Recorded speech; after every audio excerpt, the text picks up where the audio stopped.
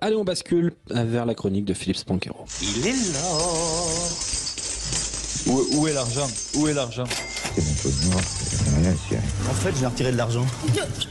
Amis, ouvrez vos cœurs, non n'ayez pas peur, l'argent ne fait pas le bonheur. Shut up and take my money.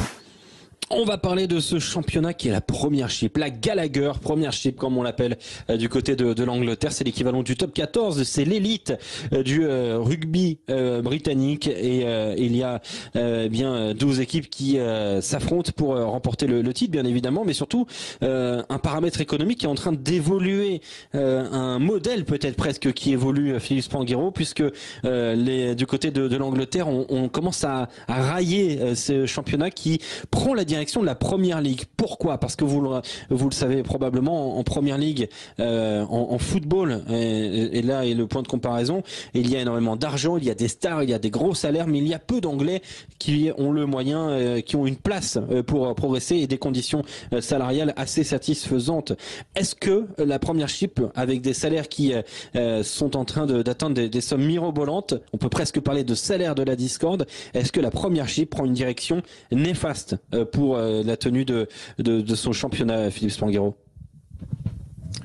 Une direction néfaste, je sais pas. En tous les cas, c'est vrai que ce championnat anglais, il a fait des coups de braquet, il a changé de direction souvent. Au début des années 2000 jusqu'à à peu près 2007-2008, c'était un Eldorado. C'était le pays au monde où il y avait les plus gros salaires, où des joueurs qui n'étaient pas des grandes stars internationales, des joueurs étrangers allaient chercher de très gros revenus là-bas. Et puis ensuite, il y a eu une prise de conscience de ce rugby anglais. Il y a eu plutôt que chez nous un rapprochement des intérêts entre la Ligue et la Fédération, afin vraiment de préserver l'intérêt, on va dire, principal de l'équipe nationale. Et puis tout le monde s'est mis autour de la table et les Anglais sont devenus un peu plus raisonnables. Et c'est à ce moment-là que nous, en France, on a pris la place de l'Angleterre avec l'arrivée de Mourad Boudjelal, qui a été le premier à montrer la voie, suivi dans la foulée de Jackie Lorenzetti, etc. Et puis la France a préempté ce statut de rugby le plus cher du monde. Mais on voyait quand même que l'Angleterre, par coup, revenait dans ce match-là. Notamment avec le président des Saracens qui a été sanctionné il y a quelques années il y a quelques mois pour dépassement du salary cap. Mais là, clairement, les infos qu'on voit arriver des dernières négociations de salaire laissent penser que les Anglais, de façon plus générale, c'est plus anecdotique avec un club ou deux. Quand on regarde les top salaires des marquee players de tous les clubs anglais, on revient à des niveaux qui sont ceux des très élevés de notre championnat français.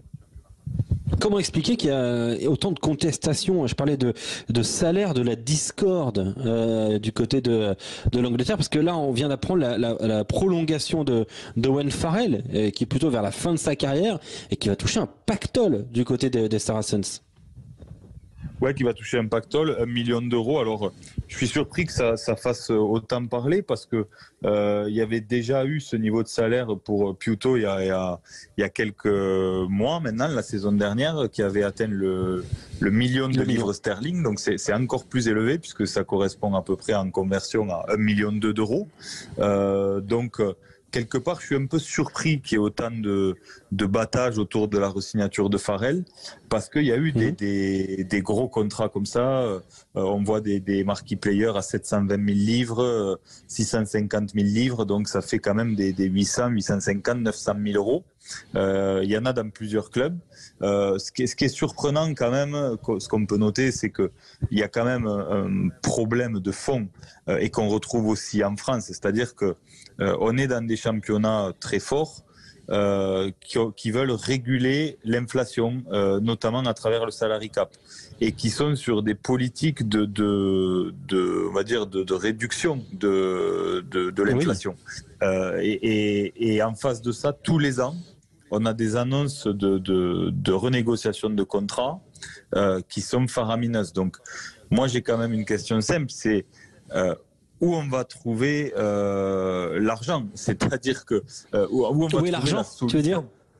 Non, mais ouais, mais où on va trouver la solution? Parce que quelque part, il y a quand même un trou dans la raquette, puisque les clubs vont être de plus en plus restreints, mais le marché est encore inflationniste. Donc, ça pose quand même une vraie question, et ça montre quand même une volonté du rugby anglais de revenir faire la course, là, clairement, et faire la bagarre avec les grands clubs français pour les plus grands joueurs du monde, avec cette solution qui leur est offerte qu'on n'a pas chez nous, qui est la fameuse règle du marquee player.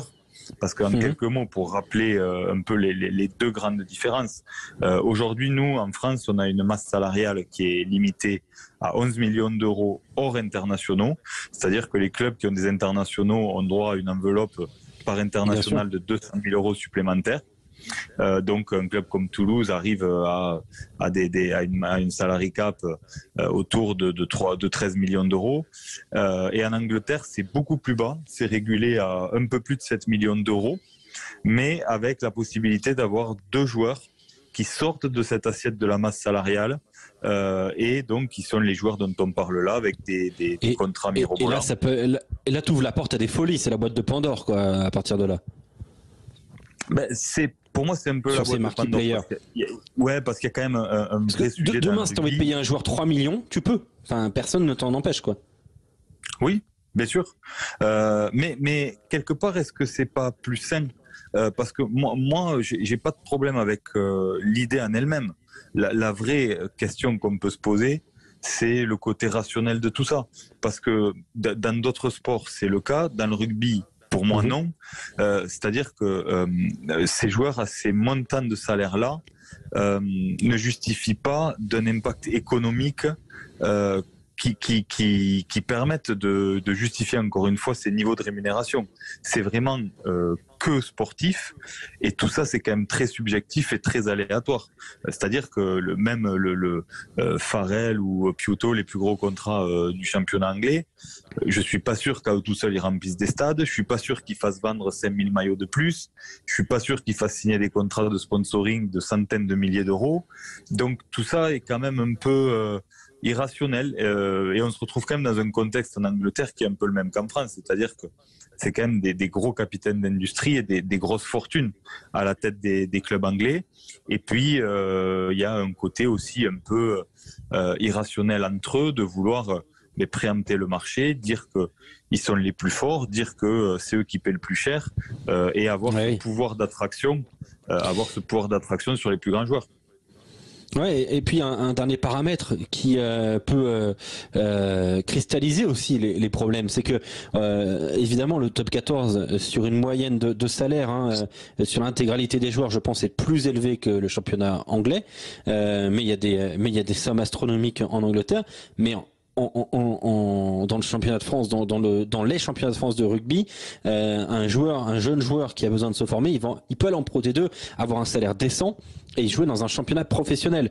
Ce que ne peut plus faire le championnat anglais, le rugby anglais, puisque la deuxième division n'est pas professionnelle. Elle est semi-professionnelle et tout le monde n'a pas de salaire élevé, et en tout cas de salaire correspondant à un joueur pro.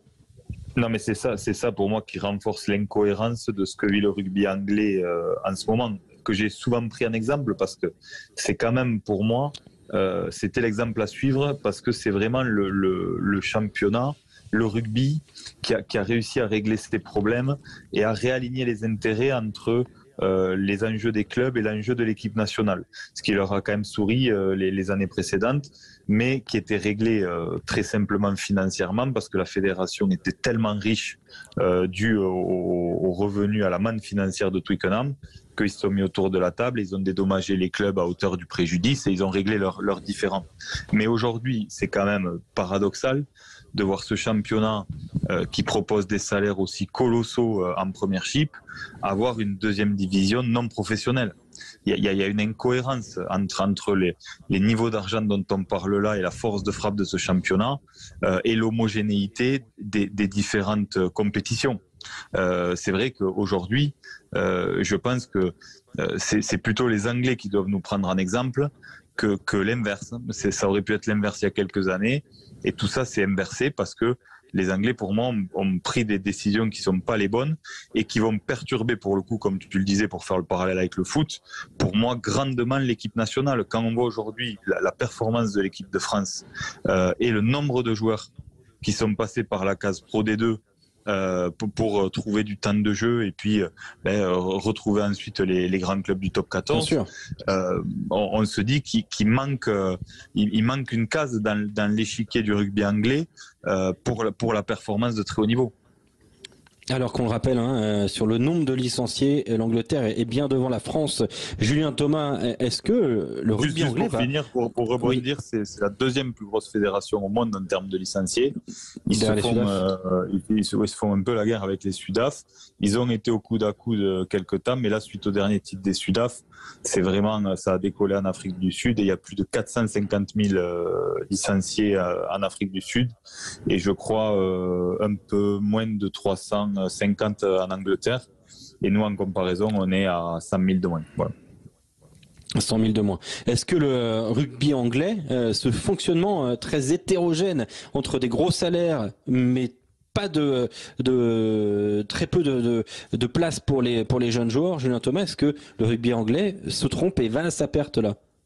Et se trompe, je pense que oui, du fait qu'ils ont auparavant, comme disait Philippe, eu un petit peu ce modèle différent économique et puis surtout dans leur formation au moment où ils étaient même champions du monde. Donc nous Français, on allait chercher ce qui marchait, que ce soit chez l'All Black pour le rugby, que ce soit l'économie, le modèle économique qui mettait en place les Anglais, sauf qu'actuellement, c'est maintenant ces nations qui viendront s'inspirer de notre rugby français et de notre économie qu'on met en place avec cette Pro D2 qui est magnifique encore une fois ce soir. Donc oui, l'antichambre qui est la Pro D2 et qui est la deuxième division anglaise qui n'est pas professionnelle, c'est vraiment quelque chose de lamentable du fait que il y a une disparité bien sûr de salaire, mais aussi une pépinière avec des jeunes qui sont bloqués par des stars ou des venus d'étrangers et qui ne peuvent pas être bien sûr avec du temps de jeu comme on peut voir nous dans notre championnat de D2 en France et qui monte comme Léo Colli par exemple qui excelle cette année et qui monte en top 14. Donc le modèle pour moi il n'est pas efficace. Je pense qu'ils ont dû quand même y réfléchir. Sauf que maintenant la mise en place est quand même longue avant que ça prenne et que ça rapporte les fruits. Voilà, donc le rugby anglais, comme on le rappelle, n'a pas de deuxième division 100% professionnelle, alors que c'est presque un raccourci, mais ça peut quand même fonctionner. Dans le Super Rugby, par exemple, si vous prenez le Super Rugby, bien en Nouvelle-Zélande, il y a le championnat domestique qu'on peut considérer pas comme une deuxième division professionnelle, parce que ce n'est pas le cas, mais vers un autre championnat où tous les joueurs sont professionnels, la Mitroten Cup. En Australie, il y a la même chose avec le National Rugby Championship, et puis même en Afrique du Sud, il y a la Currie Cup. Là aussi, où on peut faire travailler les jeunes joueurs.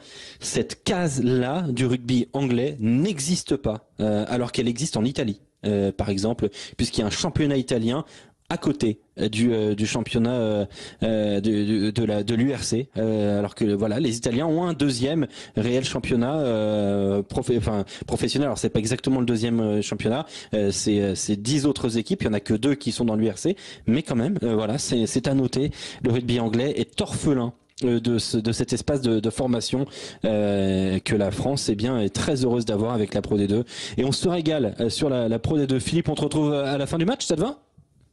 Parfait.